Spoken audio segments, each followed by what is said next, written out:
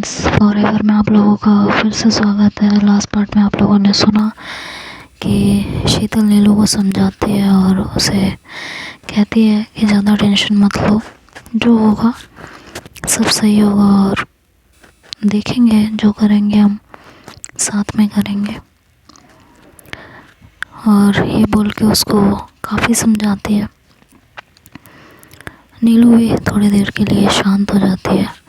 शीतल नीचे बैठे बैठे थक गई होती है तो वो वहाँ से उठती है और बिस्तर पर बैठती है और दीवार से टेक लगाती है। अपना हाथ बढ़ाकर नीलू से कहती है कि यहाँ आओ मेरे पास। नीलू सरक कर शीतल के पास जाती है तो शीतल उसे दोनों कुछ इस तरह से बैठे होते हैं कि शीतल ने दीवार से टेक लगाई होती है और नीलू की पीठ शीतल की तरफ होती है। तो शीतल उसे अपने पास खींचती है और उसे कंधे से पकड़कर पीछे की ओर और खींचती है। तो नीलू का सर जो है शीतल के कंधे पर आ जाता है। दोनों अपने हाथों की उंगलियां एक दूसरे के हाथों में फंसा रही होती हैं। दोनों एक दूसरे को टच कर रही होती हैं। दोनों एकदम चुप थी और बाहर से रेडियो की आवाज़ें आ रही होती हैं जिसमें एक बड़ा प्यारा सा सॉन्ग चल रहा होता है कि मिलो न तुम तो हम घबराए, मिलो तो आँख चुराए, हमें क्या हो गया है, हमें क्या हो गया है। गाना बज रहा होता है और दोनों एक कॉजी मोमेंट में होते हैं। नीलू का सर शीतल के शोल्डर पे, दोनों के हाथ एक दूसरे के हाथों में, एक दूसरे की उंगलियों में फंसे एक दूसरे से छेड़खानी कर रहे होते हैं। तभी रेडियो का गाना बंद होता है तो एकदम से शांति छा जाती है। कमरे में सिर्फ फैन की आवाज़ आ रही होती है या फिर दोनों की सांसों की आवाज़। नीलू शीतल के दिल की धड़कनों को सुनने के लिए हल्का सा नीचे होती है और शीतल की धड़कनों को सुनने लगती है जो धीरे धीरे तेज हो रही होती है और भारी भी। नीलू कहती है तुम्हारी धड़कनें क्यों तेज हो रही हैं? और ये पूछते हुए अपना वो सर उठाती है और अपनी आंखें उसकी आंखों से मिलाती है। तो शीतल सिर्फ मुस्कुराकर जवाब दे देती है। नीलू कहती है क्या सोच रही हो? शीतल मुस्कुराती है और कहती है कुछ भी नहीं। तो नीलू कहती है कि ये जो तुम्हारी शरारती मुस्कान है ना, ये सब बताती है, झूठ मत बोलो। और कल भी कुछ बताने के लिए कह रहे थे ना, क्या बात बतानी थी, बताओ। और ये कहते हुए नीलू फिर से थोड़ा ऊपर होती है और शीतल के कंधे पर अपना सर टिका देती है। शीतल कहती है कुछ बताना तो था,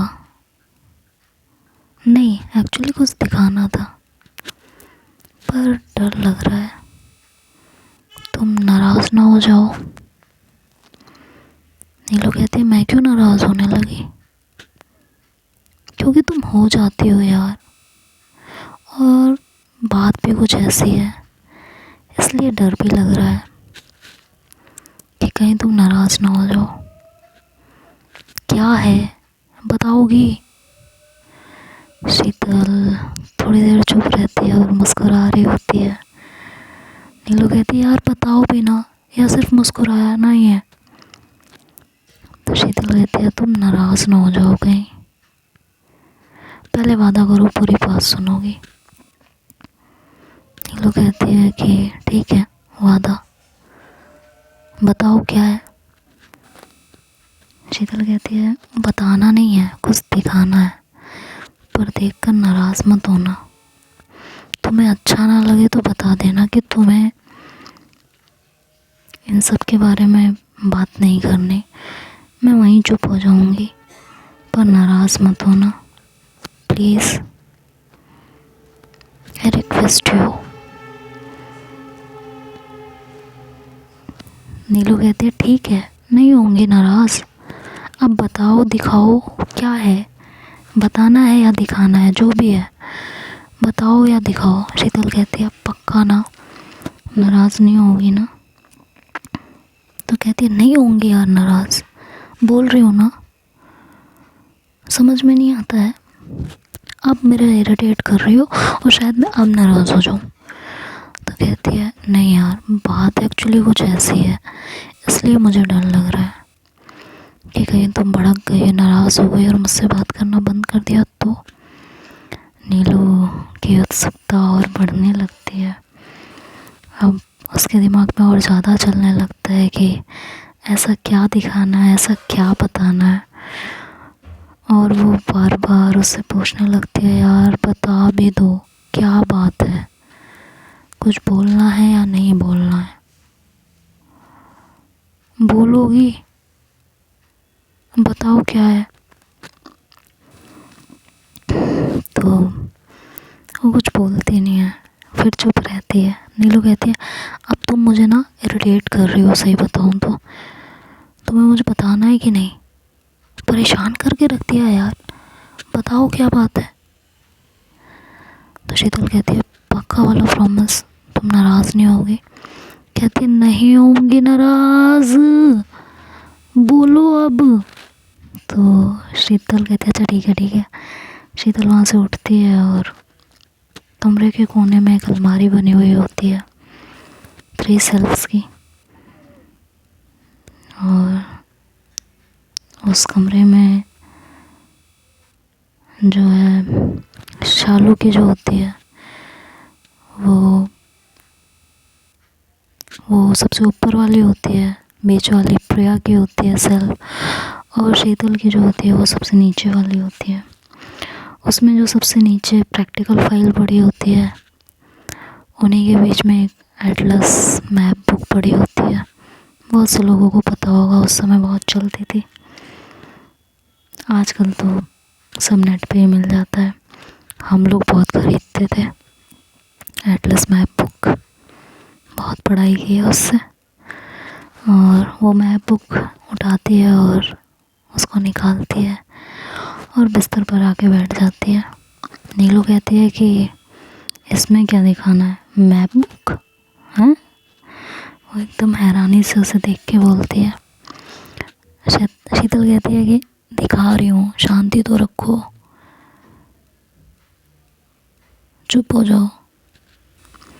कहकर शीतल जो है स्टेपल की हुई पिन्स निकालने लगती है, 8-10 पिन रही होंगी और उसको निकालने में थोड़ा टाइम लगता है। तो नीलू कहती है ऐसा क्या है इसमें जो तुमने पिन लगा के रखा हुआ है, हाँ नहीं क्या चल क्या रहा है तुम्हारे दिमाग में, क्या रखा है इसके अंदर ऐसा जो तुमने इतना ज़्यादा पिनअप किया हुआ है। तो कहती है यार तुम कितना बड़बड़ बड़बड़ करती हो, तुम मिनट शांत नहीं रह सकती, बोल रही हो ना दिखाती हूँ, शांति रखो। तो वो उसमें से पिन निकालती है, दोनों पेज खोले तो उसमें से 2 रंगीन कलर के कागज़ निकलते हैं। और उसको खोलने से पहले शीतल नीलू की तरफ देखती है और कहती है वादा याद है ना।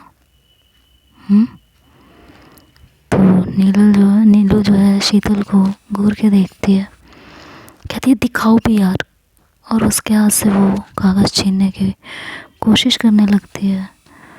तो शीतल वो कागज़ उसके हाथ में दे देती है।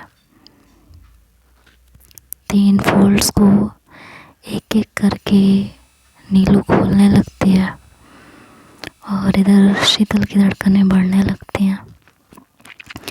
नीलू जैसे जैसे एक एक फोल्ड खोल रही होती है, नीलू की सांसें और उसकी धड़कनें और तेज होने लगती हैं। नीलू शीतल की तरफ देखती है और कहती है, इतना क्यों डर रही हो? तुम्हारी धड़कनों की आवाज़ साफ साफ सुनाई दे रही है, ऐसा क्या है इसमें? तो शीतल खुद को संभालने की कोशिश करती है। नीलू फिर उसको एक लास्ट फोल्ड खोलती है और उसे देखती है। उसे देखते ही वो कुछ देर के लिए एकदम सन्न रह जाती है, एकदम चुप। उसकी आंखें फटी की फटी रह जाती हैं और कागज़ पर टिकी रह जाती हैं।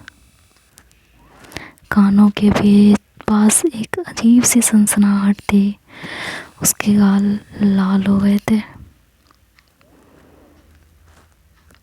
और उसकी आंखें उन कागज़ों से हट ही नहीं रही थी। शीतल चुपचाप वैसे ही बैठी रहती है। नीलू देखती है और थोड़ी देर बाद बोलती है कि